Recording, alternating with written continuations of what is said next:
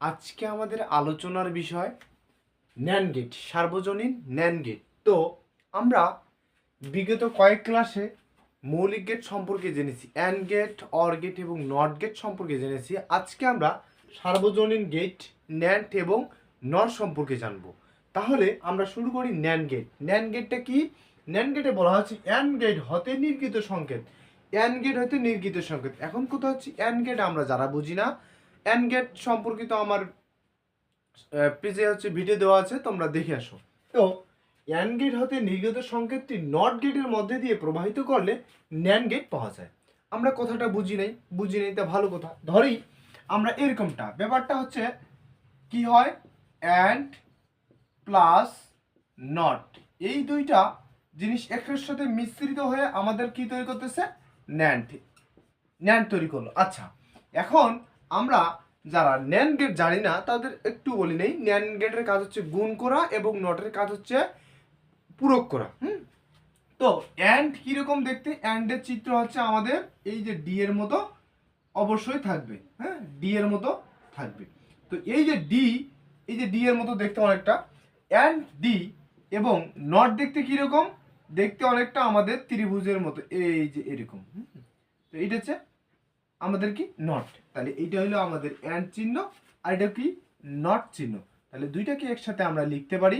ন্যান্ডের যে ছবিটা হবে সেটা অবশ্যই আমাদের কিরকম, এই যে এরকম। হ্যাঁ, তো দেখি তো অ্যান্ডের যে ফলটা, সেইটা ফল কার ভিতর দিয়ে যাবে?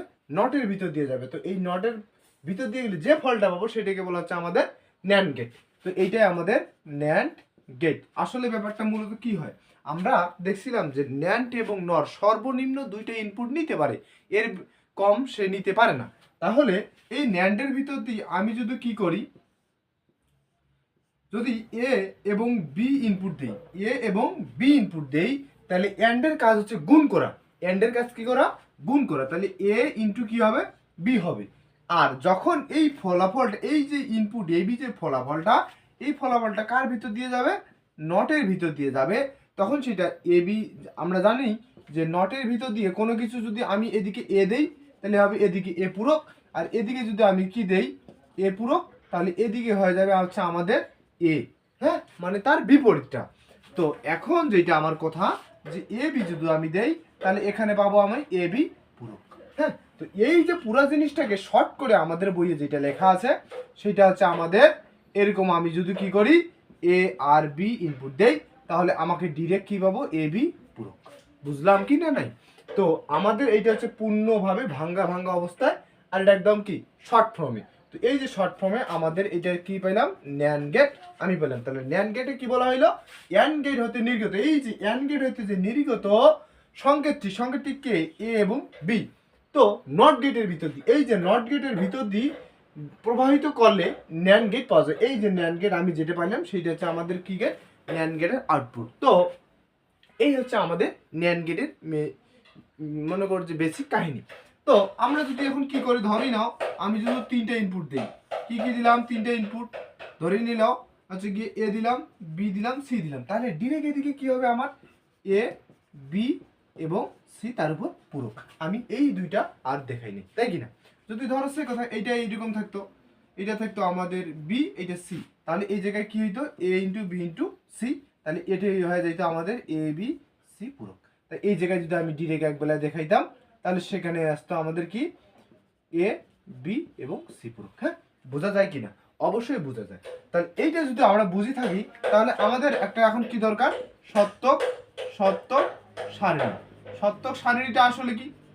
সত্যক সারণীতে যে সারণীর সাহায্যে কোনো একটা গেটের সত্যতা প্রকাশ করা যায়, এই সত্যক সারণী নিয়ে আমাদের আগের ক্লাসে জানা হয়ে গেছে। তো এখন দেখি আমরা, আমাদের আছে কি, আমাদের আমি যদি দুইটা ইনপুট নিয়ে কাজ করি তাহলে সেক্ষেত্রে হবেটা কি, যদি আমি দুইটা ইনপুট নিয়ে কাজ করি, ধরেই নাই দুইটা ইনপুট নিলে আমরা জানি টু দি পাওয়ার n সংখ্যক আউটপুট পাবো, তার মানে 4টা ঘর হবে। আমাদের কাজের সুবিধাতে আমরা দিব কয়টা ঘর, 5টা ঘর। তাহলে এখন আসি এ বি, আমি একটু বড় করে নিব।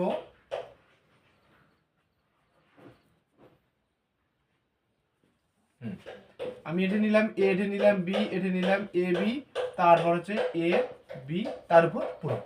এখন একটা জিনিস বুঝি, যে আমরা জানছিলাম যে শতক সারণী 8 করা আমরা শিখছিলাম যে যে ইনপুটগুলো থাকে সেই ইনপুটগুলোকে কি করতে হয়, যে 0 1 0 1, তারপর কি নিতে হয়, সামনের দিকে আগে আসবো 0 0 1 ইনপুটগুলোর ক্ষেত্রে শুধুমাত্র ইনপুটকে এবি না, এই জায়গায় এবির ক্ষেত্রে নেওয়া যাবে না। হ্যাঁ, তাহলে আমাদের কি এবির ক্ষেত্রে হচ্ছে গিয়ে বিটা শেষের দিকে আছে, তাহলে শেষের দিকে থেকে 0 1 0 1 0 0 1, আরো যদি সামনের দিকে আগাই তাহলে কি হবে 4টা 0 4টা 1, আরো সামনের দিকে গেলে 8টা 0 8টা 1, এরকম ভাবে আমাদের বৃদ্ধি পাবে। তাহলে এখন আসি, এ আর বি যদি আমি গুণ করি তাহলে কি হবে, 0 আর 0 যদি গুণ করি তাহলে 0 হয়, 0 1 গুণ করলে কি হবে 0 হবে, 1 0 গুণ করলে কি হবে 0 হবে, 1 1 গুণ করলে 1 হবে।